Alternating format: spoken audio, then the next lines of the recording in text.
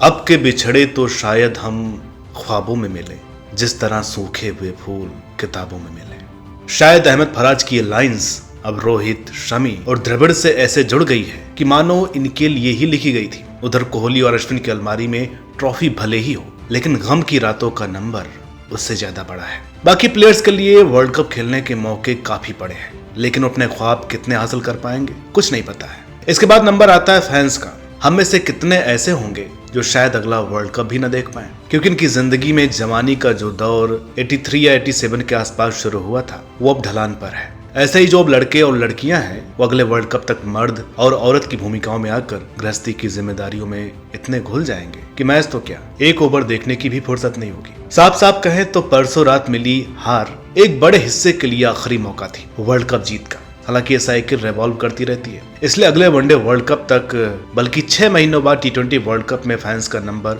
बढ़ा हुआ नजर आ सकता है। लेकिन जो मौके, जो ख्वाब या जो एहसास परसों रात रह गए थे वो अब तक खाली रह गए हैं, कभी मुकम्मल नहीं हो सकते हैं, क्योंकि कुछ लम्हे काफी कुछ बदल देते हैं और ऐसे बदलते हैं कि सालों तक टीस सीने में दबी रहती है। जैसे आज भी चेतन शर्मा को जावेद मियांदाद का छक्का दर्द देता है। 90s किड्स की शान 2003 वाली टीम की फाइनल की हार अब भी चुभती है। कितनी ही बार धोनी 2019 में डाइव नहीं मारने की सफाई या कहे मलाल जाहिर कर चुके हैं। ये सब एग्जाम्पल इस बात के सबूत हैं कि चीजें बदल जाती हैं, हार असर डालती है। तो चलिए जरा इस दिल दुखाने वाली हार के बाद समझते हैं कि अगले 8 से 12 सालों की इंडियन क्रिकेट की दुनिया पर इस हार का क्या असर रहेगा। इस हार का असर बतौर इंसान प्लेयर्स पर क्या रहेगा शायद बताने की जरूरत नहीं है। कोहली का कैप से मुंह छिपाना, रोहित का झुके सर के साथ तेजी से पवेलियन जाना, सिराज की आंखों का छलक आना, बुमराह के होश उड़ जाना और लेस एनिमेटेड प्लेयर राहुल का घुटनों पर मिनटों बैठे रहना सब जाहिर कर रहा था। वो सब चाह रहे थे कि जमीन खुल जाए और ये उसमें समा जाए। हालांकि ये सब कुछ एक वक्त के बाद शांत हो जाएगा।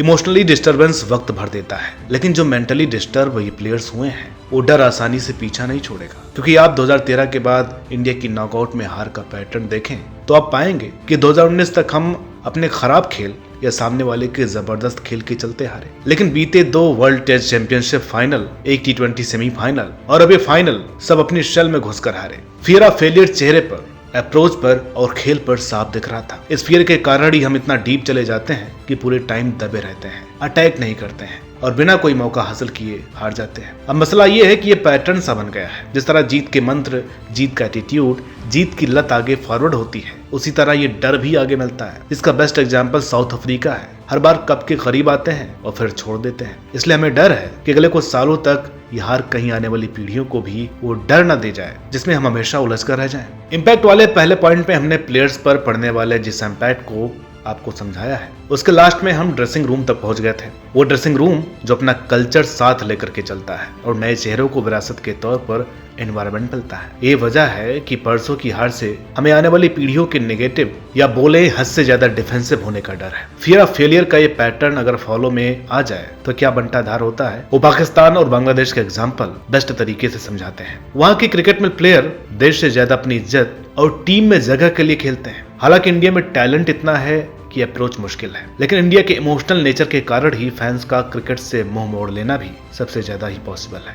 मुझे आज भी याद है कि हमारे बड़े बुजुर्गों ने आखिरी बार 2012 T20 फाइनल दिलचस्पी से देखा था। उसमें एक तरफा हार और युवराज के एंड ने उनका दिल इस तरह तोड़ा कि वो अब स्कोर भी नहीं पता करते हैं, क्योंकि वो लाइन जो उन्होंने इस मैच के बाद मारी थी वो परसों रियलाइज हुई कि घंटों बैठो बस एक जीत के लिए और हाथ आते हैं मायूस चेहरे। ये इंडियन क्रिकेट का सार है। हम खेल को खेल से आगे गिनते हैं। यहाँ हार्ट ब्रेक का मतलब असल में अंदर से बुरी तरह टूटने से होता है। यही वजह है हमारे डर की कि कहीं फैंस ऊब कर क्रिकेट से दामन न छुड़ा लें, और अगर ऐसा हुआ तो हम बहुत ही खराब दौर देखने वाले हैं। दोस्तों, किसी भी स्पोर्ट नेशन का इंफ्रास्ट्रक्चर चाहे कितना ही बड़ा क्यों ना हो, लेकिन बड़े बड़े हिस्टोरिकल मोमेंट तो उस खेल के अस्तित्व पर असर पड़ता ही है। माना कि आज क्रिकेट इंडिया में अपनी बेस्ट प्लेस पर है, लेकिन इस वर्ल्ड कप की हार ने जो इम्पैक्ट प्लेयर्स और फैंस पर किया है उसके बाद आप क्रिकेट की फॉलोइंग में एक डिप जरूर देखेंगे, क्योंकि अगले 6 महीनों में एक वर्ल्ड कप और है। इसलिए इस डिप के इम्पैक्ट से बाहर निकलने का चांस रहेगा, वरना ये डिप इंडियन क्रिकेट मार्केट के डाउनफॉल का भी आगाज हो सकता है।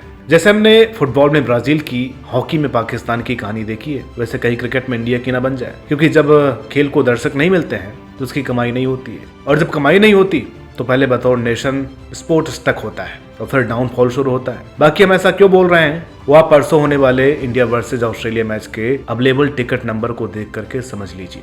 क्या आपको याद है कि आखिरी बार कब इंडिया और ऑस्ट्रेलिया के बीच T20 मैच की टिकट चेन्नई में आपको मैच से 2 दिन पहले भी मिल सकती थी? जब 2003 में हम हारे थे तब उसे इंडियन क्रिकेट का राइज गिना गया था, क्योंकि इस वर्ल्ड कप से करीब 2 साल पहले जिस देश में मैच फिक्सिंग की चर्चा क्रिकेट से ज्यादा हो, फॉरेन साइल पर एक अदद जीत के लिए टीम तरस रही हो, कप्तान के पास कुछ ट्रॉफीज का एक्सपीरियंस हो, टीम का मार्की प्लेयर रिटायरमेंट से लौटा हो, विकेट कीपर प्योर ना हो और वर्ल्ड कप की शुरुआत में ऑस्ट्रेलिया से करारी हार मिली हो। ऐसे में जब आप फाइनल तक पहुंच जाएं तो हार चुभती जरूर है, लेकिन वो अंत एक सुनहरे कल का आगाज था जो कि बाद में सही साबित भी हुआ। लेकिन यह हार उसके एकदम उलट है। यहाँ कप्तान कई सालों से आईपीएल में जौहर मनवा रहा था। टीम का हर प्लेयर अपने घर में होने वाली जंग की तैयारी महीनों पहले से लड़ रहा था। सबके सब अपने आप में विस्फोट थे। ऑस्ट्रेलिया को शुरुआत में ही धूल चटाई थी, रिकॉर्ड्स की झड़ी लगाई थी, मगर इस सब के बावजूद भी इतना करीब आकर वो नहीं मिला जो चाहिए था। और सिर्फ इस बार ही नहीं, बीते 10 सालों से एक अदद आईसीसी ट्रॉफी का इंतजार खत्म नहीं हो रहा है, क्योंकि घर में टूर्नामेंट,